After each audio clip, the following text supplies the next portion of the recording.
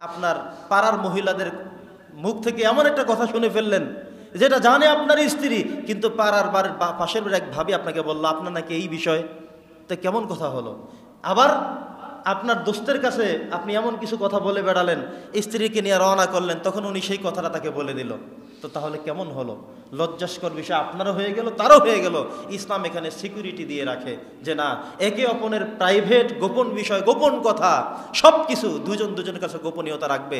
এটা যদি তিনি প্রকাশ করে দেন তাহলে তিনি যেন বড় ধরনের গুনাহ করলেন, এ কাজ করা যাবে না। মনে থাকবে ইনশাআল্লাহ, প্রাইভেট বিষয়ে, গোপনীয়তার বিষয়ে আমরা যেন এই সমস্ত বিষয়গুলো আমরা যেন সবসময় খেয়াল রাখি। সম্মানিত সুধী, আমরা এবার জানবো স্বামীর কিছু দায়িত্ব। আমরা আজকে বলছিলাম যে স্বামী স্ত্রী একে অপরের প্রতি যে দায়িত্বগুলো রয়েছে, আমাদের সমাজে এই পর্যায়ে এসে আমাদের কাছে তথ্য এসেছে যে সমাজে স্বামী স্ত্রীর মাঝে প্রতিনিয়তই ঝগড়া, বিবাদ, মীমাংসা, বিচ্ছেদ, বিচ্ছিন্ন, তালাক এগুলো হচ্ছে একের পর এক। তা আমি যদি আমার দায়িত্বগুলো ঠিকমতো পালন করি, উভয়ের দায়িত্ব পালন করি, তাহলে ইনশাল্লাহ এগুলো থেকে আমরা বেরিয়ে আসতে পারবো, কমে যাবে। আমরা 3টা শিরোনাম করেছিলাম। একটা হলো দুজনের দায়িত্ব, যেমন প্রাইভেট, একে অপরজনের গোপনীয়তা রক্ষা করবে, এটা সবার দুজনের দায়িত্ব। একে অপরকে সহযোগিতা করবে, দুজনের দায়িত্ব। অহেতুক সন্দেহ, আপনিও স্ত্রীকে সন্দেহ করবেন না, সেও আপনাকে করবে না, দুজনের দায়িত্ব। স্যাক্রিফাইস করার মন মানসিকতা, আপনি স্ত্রীকে ক্ষমা করে দেবেন, স্ত্রী যেন আপনাকে ক্ষমা করে দেয়। এভাবে করে করে অনেকগুলো বিষয় আমরা আলোচনা করেছিলাম। এবার আমরা বলবো স্বামীর দায়িত্ব। আমরা যারা স্বামী হিসেবে আছি, অথবা আমরা যারা স্বামী হিসেবে নতুন যুক্ত হয়েছি, অথবা ভবিষ্যতে আমরা যারা স্বামী হিসেবে আবির্ভূত হব, স্বামীর জায়গায় আমরা যাব, আমাদের প্রত্যেকের জন্য বিষয়গুলো আমরা আজকে আলোচনা শুনব।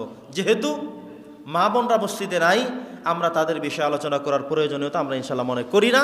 তবে আমাদের কি দায়িত্ব আমরা একটু শুনে যাই। সম্মানিত সুধী, স্বামী এবং স্ত্রীর মাঝে যদি সুখে এবং শান্তি আমরা হতে চাই, সুখময় এবং শান্তিময় জীবন আমরা পরিচালনা করতে চাই, তাহলে সবচেয়ে গুরুত্বপূর্ণ যে বিষয়টা হলো ফিনান্সিয়াল বিষয়। অর্থনৈতিক জায়গা থেকে 4টা ক্লাসিফিকেশন আমরা করেছি। 1 নম্বর হলো স্বামী বেচারাকে আল্লাহ তাআলা মহরণা দেওয়া ধার্য করে দিয়েছেন।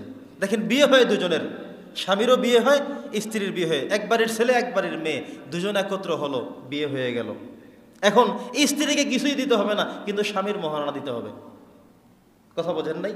অথচ এখানে দুজনের সুখ শান্তি, দুজনের সন্তানাদি, দুজনের সুসম্পর্ক, দুজনের ভালো মন্দ, একে অপরের পরিপূরক।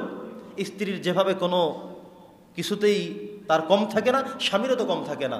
আরে আমার স্ত্রী রান্না করে, আমি কি কামাই করি না? আমার স্ত্রী সুখে আছে, আমি কি দুঃখে আছি? আমি আমার স্ত্রীকে দিয়ে ফায়দা গ্রহণ করি, সে কি আমাকে দিয়ে করে না? দুজনের মাঝেই আল্লাহ সব নিহিত রেখেছেন। তবুও আল্লাহ তাআলা ফিনান্সিয়াল সমস্ত বিষয়গুলো স্বামীর উপরই আবর্তন করে দিয়েছেন, স্বামী তোমাকেই করতে হবে।